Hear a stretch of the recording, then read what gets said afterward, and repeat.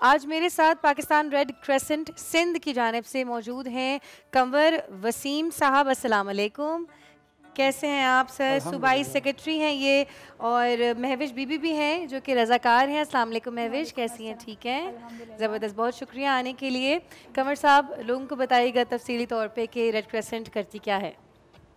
Pakistan red crescent society, जिसे उर्फ़ आम में हिलाल अमर कहते हैं, ये एक स्टेचुरी बॉडी है और लोग इसे अमूमन एनजीओ समझते हैं। ये एनजीओ नहीं है, it is a statutory body created under act of parliament जो 20 दिसंबर 1947 को बनी थी, जो कायद आज़म मोहम्मद अली जिन्ना ने एक red cross, Pakistan red cross order निकाल के इसको बनाया था। तो ये कायद आज़म के हाथों से बनी हुई वो तंजीम है जिसे, और ये बेसिकली ये बनी थी अंडर द जिनीवा कन्वेंशन, और ये बैनुल अक़वामी तंजीम है जिसे रेड क्रॉस या रेड क्रिसेंट भी कहते हैं, जिसका हेडक्वार्टर जिनीवा में है। ठीक है, हमारा हेडक्वार्टर इस्लामाबाद में है, सूबों में ब्रांचेज़ हैं, इसके अलावा AJK में है, आज़ाद कश्मीर में, फाटा में, और इसके अलावा दूसरे सूबों में है, गिलगित बल्तिस्तान में है। पाकिस्तान रेड क्रिसेंट सोसाइटी एक ऐसा इदारा है जो गवर्नमेंट का एक्जुलरी फोर्स है, जो emergency, disaster management, health care services में, यूथ डेवलपमेंट में, वुमेन डेवलपमेंट में काम करता है। बुनियादी असल में इसका काम वही है, इमरजेंसी रिस्पांस है, डिज़ास्टर मैनेजमेंट है, चाहे वॉर हो, चाहे मैन मेड डिज़ास्टर हो, चाहे वो नेचुरल डिज़ास्टर हो। मैं छोटा सा हवाला देता चलूँ, अभी 2 दिन पहले जो सानिया हुआ दादू के अंदर, मेहर के अंदर, वहाँ पर अभी भी इस वक्त भी मेरे पास, अभी जब मैं बैठा था तो मेरे पास तस्वीर भी आ रही हैं, हमारी टीमें वहाँ पर मौजूद हैं और वहाँ पर वो असेसमेंट भी कर रही हैं और रिलीफ तकसीम भी कर रही हैं। तो ये हमारा काम है कि जब भी कोई सानिया हो जाए तो हम फौरी तौर पर वहाँ पहुँचते हैं और वहाँ लोगों की मदद करते हैं, इमदाद करते हैं। मेडिकल सर्विसेज हैं, रिलीफ है, साइकोलॉजिकल सपोर्ट प्रोग्राम्स हैं, लाइवलीहुड के प्रोग्राम्स हैं, रिकवरी के प्रोग्राम्स हैं, रिहेबिलिटेशन के प्रोग्राम्स हैं। तो ये एक बहुत बड़ा इदारा है जो पूरे पाकिस्तान में काम कर रहा है। इसका मैंडेट है, सदर पाकिस्तान इसके सदर होते हैं, चाहे कोई भी हो। सूबों में गवर्नर साहिबान इसके सदर होते हैं, सूबाई सदर होते हैं, और डिस्ट्रिक्ट्स में डिप्टी कमिश्नर्स होते हैं। तो ये basically it is created under Geneva convention. The state of Pakistan is basically the owner of this society, जिसके अंदर वो ये ह्यूमैनिटेरियन का जो भी सब्जेक्ट है वो ये डील कर रही होती है पूरे पाकिस्तान में। Beautiful beautiful. महविश बीबी, आप क्या कहेंगी एज अ रज़ाकार फ्रॉम रेड क्रेसेंट? आपको कैसा लगा यहाँ पे काम करते हुए, कैसा महसूस हुआ और कितने अरसे से कर रही हैं? जी, मैं as a volunteer Pakistan Red Crescent पे लास्ट 3 ईयर से काम कर रही हूँ। मैं हूँ एक स्टूडेंट डाउ यूनिवर्सिटी की। वॉलंटियर से पहले मैं एज अ स्टूडेंट डाउ यूनिवर्सिटी में पढ़ती हूँ, अभी भी माशाल्लाह पढ़ रही हूँ।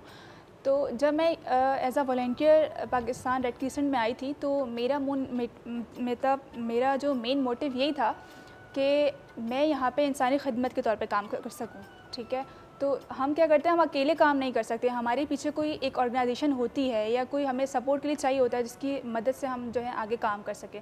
तो मुझे जो है सबसे बेस्ट वो पाकिस्तान रेड क्रिसेंट ही लगा। एक ये ऐसी ऑर्गेनाइजेशन है जो वॉलंटियर्स को जो है आने जाने के लिए ट्रांसपोर्टेशन प्रोवाइड करती है। और सबसे मेन, एज अ स्टूडेंट मुझे ट्रेनिंग का बहुत शौक़ है, किसी भी चीज़ पर कोई नई चीज़ें सीखना। तो ये बहुत अच्छी अपॉर्चुनिटी है, कोई न्यू वॉलंटियर्स अगर आएँ और ज्वाइन करें कि यहाँ पे ये लोग ट्रेनिंग्स देते हैं अलग अलग डिफरेंट फील्ड्स की। ये लोग पहले जाने से पहले ट्रेनिंग्स करवाते हैं, डिफरेंट सब्जेक्ट होते हैं, डिज़ास्टर मैनेजमेंट होता है इनका, रिस्क कम्युनिकेशन होता है इनका। और हाल ही में भी कोविड-19 का जो हमने प्रोजेक्ट किया था, क्योंकि मैं एज अ मेडिकल कोविड-19 को ज़्यादा प्रेफर करती हूँ क्योंकि मेडिकल स्टूडेंट हूँ, तो उसकी फ़ील्ड हमने की माशाल्लाह। उसमें ट्रेनिंग हमें बहुत अच्छी दी गई क्योंकि हमारे यहाँ पर ट्रेन स्टाफ थे।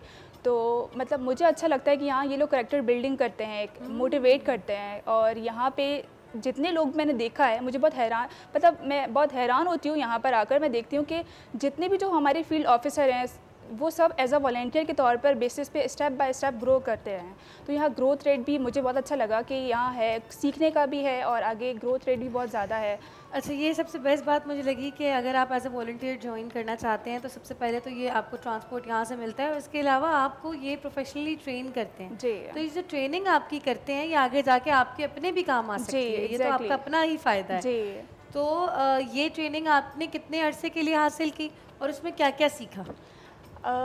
मैं जब स्टार्टिंग में आई थी तो तब कोविड-19 का प्रोजेक्ट स्टार्ट हुआ था, तो हमें उसके बारे में पहले पूरा उसकी डिटेल बताई गई।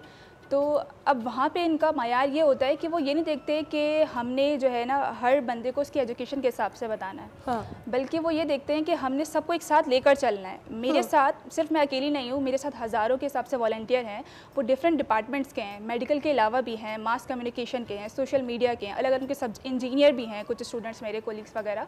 तो ये लोग जब ट्रेनिंग देते हैं तो उन सबको हर एक चीज़ का कि हमने अगर फील्ड में किसी भी फील्ड में उतरना है तो वहाँ पे हमें क्या प्रॉब्लम हो सकते हैं और क्या चीज़ें हैं, उनको ये जो रिस्क हमें आ सकते हैं तो उनको ये कोप अप करने के लिए कोपिंग स्ट्रैटेजीज, हाँ, स्ट्रैटेजीज बताते हैं। एग्जैक्टली। तो ये सारी चीज़ें बताई गई। और इसके अलावा हमने एक प्रोजेक्ट किया, जो मैंने प्रोजेक्ट किया स्टेप का, जिसमें सुनामी ड्रिल्स वगैरह, जैसे जलजला आ जाता है तो स्कूल के बच्चों को हमने सिखाया, कॉलेजेस में गए और अलग अलग कम्युनिटीज़ में गए, तालीम की हासिल करके आगे भी देते हैं। एग्जैक्टली जी। तो लोग फिर आगे से हमें उसका फीडबैक भी देते हैं कि हमें जो है ना बहुत खुशी हुई। तो वो जो खुशी होती है उनकी, वो मुझे बहुत मतलब सुकून होता है मुझे कि मैं बहुत एक अच्छी ऑर्गेनाइजेशन में काम कर रही हूँ। ऐसी ऑर्गेनाइजेशन है जहाँ पे मैं खुद सेटिस्फाई हूँ और लोग भी जो है मुझे जब फीडबैक देते हैं इतना खुश होकर कि आप आए थे, हमें ये चीज़ नहीं पता थी और आपने हमें सिखाया। उनके पेरेंट्स बताते हैं हमें। और जैसे कोविड का सेशन हमने दिया था बच्चों को, तो बच्चे क्या कर रहे थे कि जो चीज़ हमने उनको बताई ना कि कोविड से ये चीज़ें होती हैं, आप वैक्सीन लगाएं, वैक्सीन का भी हमने कैंपेन की थी।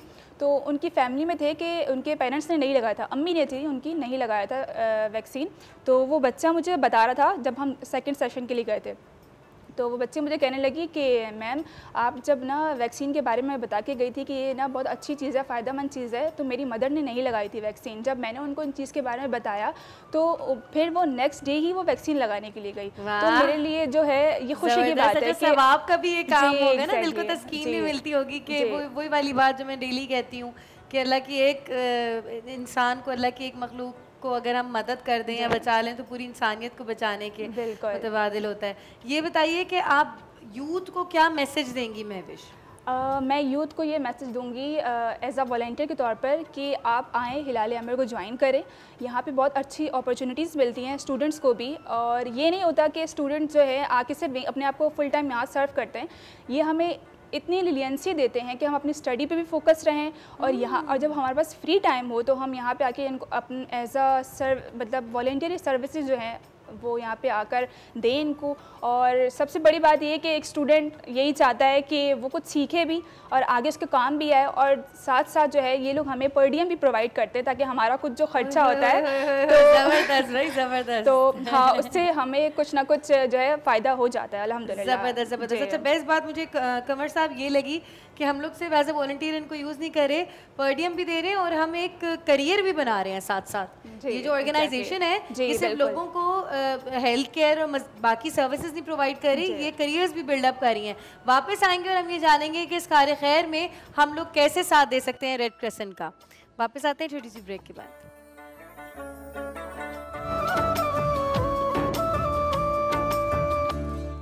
वेलकम बैक जनाब। रोज़ाना की तरह रमज़ान मुबारक में एक नेकी जारी है और हमारे साथ पाकिस्तान रेड क्रेसेंट से मौजूद हैं कंवर वसीम साहब, जो कि सूबाई सेक्रेटरी हैं। और अब मैं इनसे पूछने वाली हूँ कि हम लोग कैसे इस ऑर्गेनाइजेशन की सपोर्ट कर सकते हैं। बचपन से कंवर साहब हमने अपनी किताबों में रेड क्रेसेंट के पूरे सिलेबस पढ़े हैं, इसके हवाले से बात हो रही थी, तो अब बताइए कि आज क्या हिसाब है इसका? देखिए, आपने जो अच्छी बात की कि सिलेबस में हिलाल अमर का, बल्कि पहले ये रेड क्रॉस होती थी तो रेड क्रॉस के नाम से ये सारा चलता था, फिर ये इसका नाम मुस्लिम कंट्रीज़ में चेंज हुआ तो वो रेड क्रेसेंट हो गया और चांद आ गया। वो बात बिल्कुल सही है। सवाल आपका बड़ा रेलेवेंट है कि कैसे इसकी मदद की जाए। देखिए, पाकिस्तान रेड क्रेसेंट सोसाइटी एक ऐसा इंडिपेंडेंट ह्यूमैनिटेरियन इदारा है, ऑर्गेनाइजेशन है जो तूल व अर्ज़ में फैला हुआ है, यानी कि बिल्कुल नॉर्थ से लेकर साउथ तक हम मौजूद हैं। हमारे अपने लोग हैं, अपने वॉलंटियर्स हैं, अपना स्टाफ है, अपने दफातर हैं। एक तो अच्छी बात यह है कि हम किसी पे डिपेंडेंट नहीं हैं। हाँ, ये ज़रूर है कि ये तमाम सर्विसेज देने के लिए हमें फ़ंड्स दरकार होते हैं। गवर्नमेंट हमें फ़ंड्स नहीं देती। आप समझ लें कभी कभार ही कोई गाय बगाए अगर उन्होंने फ़ंड दे दिया तो दे दिया, वरना नॉर्मली वो नहीं होता। तो हम थोड़ा सा, एक अच्छी बात तो नहीं है, लेकिन बहरहाल एक ये है कि हमें फ़ंड्स की फरहमी के लिए भी तकोदो करनी पड़ती है और फिर उसके बाद उसे खर्च भी करना पड़ता है। अब जैसे रेड क्रेसेंट का एक एम ये है कि हम प्राइमरी हेल्थ केयर सर्विसेज के अंदर ज़्यादा से ज़्यादा काम करें।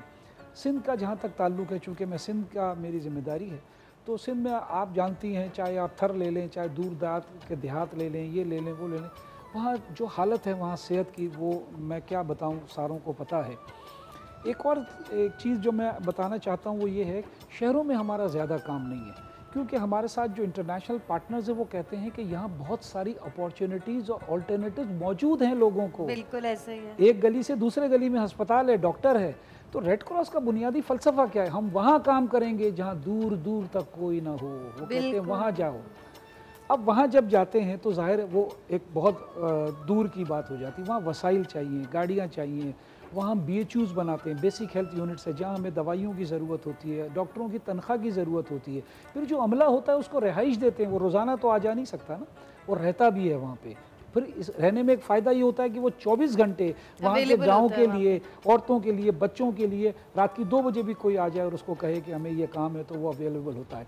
अगर सैलाब आ जाए, ये कोई इमरजेंसी होता है तो वो अवेलेबल होता है। तो अब इस तरह का पूरा जाल बिछाना वहाँ पर, फिर वहाँ के ख़वातीन को वहाँ पर सिखाना, फ़र्स्ट एड की बुनियादी चीज़ है, फ़र्स्ट एड की तरबियत, बेसिक हेल्थ की तरबियत, लाइवलीहुड की तरबियत, उनकी दस्तकारी के लिए ऐसे मौक़े उनको फ़राहम करना कि वो ख़ुद थोड़ा बहुत कमा सकें और कर सकें। पानी का आप जानती हैं बहुत बड़ा इशू है। पानी अगर हम साफ़ पानी, अगर सिर्फ साफ़ पानी दे दें तो आधे से ज़्यादा बीमारियाँ तो वैसे ही ख़त्म हो जाए पाकिस्तान में। तो वहाँ साफ़ पानी नहीं है। अब साफ़ पानी की सहूलत अगर दी जाए तो बेसिकली ये हेल्थ का इशू है। हेल्थ के साथ वहाँ पर ये, मैं आपको एक छोटी सी मिसाल दूँ, हमारे साथ एक बड़ा अच्छा वाक़या हुआ कि जब हमने वहाँ डीप वेल हैंड पम्प्स लगाए और उसके साथ हमने एक RCC का टैंक भी लगाया जहाँ पर वो, और सोलर पंप थे वो, यानी लगाते ही वहाँ थे जहाँ बिजली ना हो। तो वो ख़वातीन जो है पानी भर के आराम से सुबह वो चली जाती थी और उनको वेल से वहाँ 2-2, 3 तो 400 फिट डीप वेल है। तो यू कैन इमेजिन अगर मैं 300 फिट से एक भारी पानी का डोल खींच रहा हूँ तो मेरी क्या हालत होगी। मैं तो अच्छा भला आदमी हूँ, वहाँ जो ख़वातीन हैं उनकी सेहत आप देखें कि इतनी बुरी है, ढांचा है वो, और वो सुबह से शाम तक पता नहीं 3 दफ़ा या 4 दफ़ा वो खींचती हैं। उनको बीमारियाँ होती हैं, वो कमज़ोर हो जाती हैं, दूध नहीं पिला सकती बच्चों को वगैरह वगैरह। जब हमने ये किया तो फिर हमें ये पता चला कि वो खुश बहुत हैं। पूछा भाई क्यों खुश हो? तो कहने लगी कि वो जो हम इतना दूर जाके पानी भर के और वो मटकों में, सुराइयों में भर के लाते थे, वो जो टाइम बच रहा है वो मैं अपने बच्चे को दे रही हूँ, तालीम के लिए दे रही हूँ, घर की सफाई के लिए दे रही हूँ, और ये सोच रही हूँ कि मैं और क्या कढ़ाई करूँ कि मुझे 2 पैसे मिल जाएं। अब आप देखें कि एक पानी का कुआं लगाने से कहाँ तक उसके असर बात चली गई। वो कहते हैं ना, वही बात बुजुर्ग कहते हैं कि एक नेकी से इतनी बरकतें फैल जाती हैं कि वो इंसानी जहन वहाँ तक नहीं पहुँच सकता। तो ये बहुत सारी चीज़, चिराग जल उठते हैं। बिल्कुल। तो ये चीज़ें वहाँ जब हम जाते हैं तो हमारी तो खुशी का इंतहा नहीं होती जब हम उनको इस तरह देखते हैं।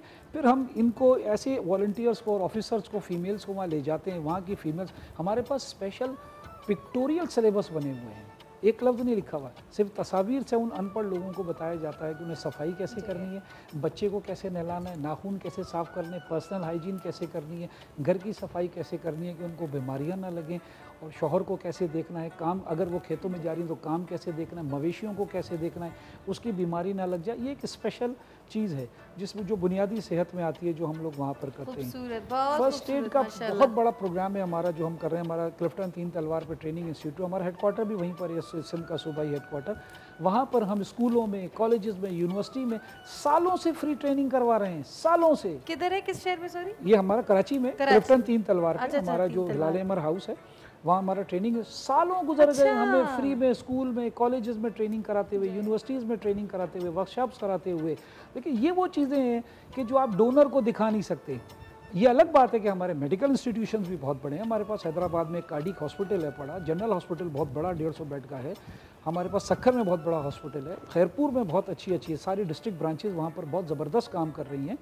तो कहने का मकसद ये कि वो तो है, लेकिन अगर आपने बच्चों की जहन साजी करनी है, फिर किरदार साजी करनी है, फिर उनको माशरे का किरदार साजी बहुत बड़ा काम है। अगर ये माशरे का एक हमारा स्लोगन है टू बी अ वर्दी सिटीजन। सिटीजन नहीं चाहिए, भीड़ नहीं चाहिए, वर्दी ट्रेंड लोग चाहिए। बिल्कुल बिल्कुल जब तक ट्रेंड हमारा माशरा नहीं बनेगा, मुल्क नहीं बनेगा। लिहाजा वो काम हम कर रहे हैं, दिन रात उसमें लगे हुए, लेकिन उसके साथ साथ जो इमरजेंसी रिस्पॉन्स, लेकिन डिज़ास्टर मैनेजमेंट एक बड़ा टेक्निकल सब्जेक्ट है, इसको सीखना पड़ता है। ये खाली अब पाकिस्तान में वो कॉन्सेप्ट ख़त्म हो गया है कि सैलाब आ गया जाके थैले बांटो तो वो कहते हैं जी डिज़ास्टर मैनेजमेंट कर लिया। तो ये तो एक बड़ा टेक्निकल सब्जेक्ट है, इसके लिए सीखना पड़ता है, इसके लिए डिग्रियाँ हैं, ग्रेजुएशन है, मास्टर्स की डिग्रियाँ होती हैं। तो ये बहुत बड़ा सब्जेक्ट है। इसके अंदर बहुत सारी फील्ड है जो हम कर रहे होते हैं। हमारा बहुत बड़ा इमरजेंसी रिस्पांस सेंटर है, वहाँ पर जो हम पूरे सिंध को देख रहे होते हैं, डिजिटली भी हमने उसको कनेक्ट कर दिया है सारा। तो ये एक टेक्निकल काम है जो हम गवर्नमेंट के साथ कर रहे हैं। बताइएगा जी रिहैब में यही है कि अगर मिसाल देखिए, दो चीज़ें हैं। एक तो ये है कि जो कम्युनिटी हम इंतहाई, हम वल्नरेबल भी नहीं बोलते, हम मोस्ट वल्नरेबल बोलते हैं। वल्नरेबल तो फिर हम सारे ही हैं ना। हाँ, मोस्ट वल्नरेबल की बात होती है, जो दर्जे में बिल्कुल नीचे चला जाए, जिसके पास बेसिक सहूलियात भी ना हो। देखें, इल्म का ना होना भी वल्नरेबिलिटी है, बहुत बड़ी, बहुत तो बड़ी। अब आंख का ना होना भी वल्नरेबिलिटी है, ठीक है ना। कान का ना होना, इल्म नहीं आ रहा ना, कान का ना होना भी वल्नरेबिलिटी है। अब ये वो सारी चीज़ें हैं जो हम वहाँ पर देखते हैं कि कौन आदमी है जिसके पास वसाइल नहीं है, जो नहीं कर सकता। फिर वहाँ हमारी एक स्पेशल टीम है। जैसे इन्होंने अभी बात की थी वॉलंटियर्स की, मैं बात करूँ, हम तो अनट्रेंड वॉलंटियर लेते ही नहीं हैं। हमारा वॉलंटियर लाजमी जब इनरोल होगा तो एक मखसूस इंडक्शन कोर्सेज के थ्रू जाएगा। जब वो ट्रेंड हो जाएगा और उसको सर्टिफिकेट मिलेंगे तो वो फील्ड में जाएगा। तो उसके लिए मुख्तलिफ टीमें बनी हुई। मैं आपको बताऊँ, हमारे यहाँ वॉलंटियर्स के सेगमेंट्स हैं। Relief volunteers, assessment volunteers, IT volunteers, trainers हैं, ट्रेनर्स वॉलंटियर्स हैं। इसके अलावा हमारे पास मैकेनिक्स हैं, हमारे पास बोट चलाने वाले लोग हैं, स्विमर्स हैं हमारे पास। तो ये सारी चीज़ें हमने अलग से मुझे बड़े अरसे बाद पाकिस्तान पे प्राउड फील हो रहा है कि ये सारी चीज़ें हमारे पास हैं। असल में देखें, ये बात, अब आप अगला सवाल आपके जहन में ये आएगा तो फिर ये लोगों को क्यों नहीं पता आता है ना। हाँ, वैसे मैं दिल में सोच यही हाँ, मुझे पता तो बात ये है, देखिए मैं आपको बताऊँ, रेड क्रॉस का आप बुनियादी कॉन्सेप्ट देखें। हम लोग तशहीर, पब्लिसिटी, इसकी तरफ नहीं जाते। हमारा काम है खामोशी से चुपचाप जाएं, काम करें, उसको दें, उसको वसाइल दें और फिर आगे निकल जाएं जहाँ वसाइल नहीं हैं, फिर वहाँ वसाइल दें। जब वो अपने पाँव पे खड़ा हो जाए तो हम डोनेशन अपने लिए नहीं मांगते, हम कहते हैं हमें डोनेशन इसलिए दो कि हम किसी को उसके वसाइल पे खड़ा कर सकें। तो कोई सर अपने लिए नहीं मांगता, पहले तो ये बात हमारी आवाम को समझने की जरूरत है। ये है बात सारी। तो अब हम तो इसलिए कि दूसरा पाँव पे खड़ा हो जाए और फिर आगे चला जाए। सारी उम्र उसको नहीं खिलाना है, ठीक है ना? हाँ, इसको बनाना है, फिर आगे निकल जाना है। अब ये कॉन्सेप्ट है हमारा। तो ये वजह है कि खामोशी। देखिए, मैं आपसे सवाल पूछ सकता हूँ, आप बताएं, इंटरनेशनल रेड क्रॉस का बानी कौन था या उसका आज प्रेसिडेंट कौन है, सेक्रेटरी, किसी को नहीं पता। They don't work in publicity. एक चीज़ और बताऊँ आपको, 192 कंट्रीज में रेड क्रॉस, रेड क्रिसेंट है।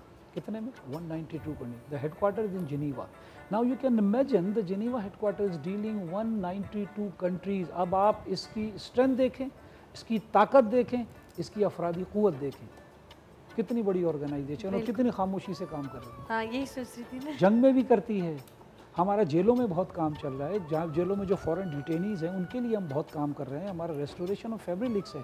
अगर कुछ लोग बिछड़ जाएं तो उनसे फैमिली से रब्ता करवाना, उनको मिलवाना, ट्रेसिंग करना, तलाश गुमशुदा, ये सब हमारा काम है बैनुल-अक़वामी तौर पर। किसी मुल्क में आदमी हो, हिलाल अमर के पास आ जाए, हम इंशाल्लाह वहाँ उसको ढूंढ के निकाल देंगे। कुछ लोग मर जाते हैं तो हम कब्र तक जाके उसकी तस्वीर लेके देते हैं कि भाई ये बंदा मिल गया है मगर ये मर गया है। ब्यूटीफुल, बहुत शुक्रिया, बहुत शुक्रिया।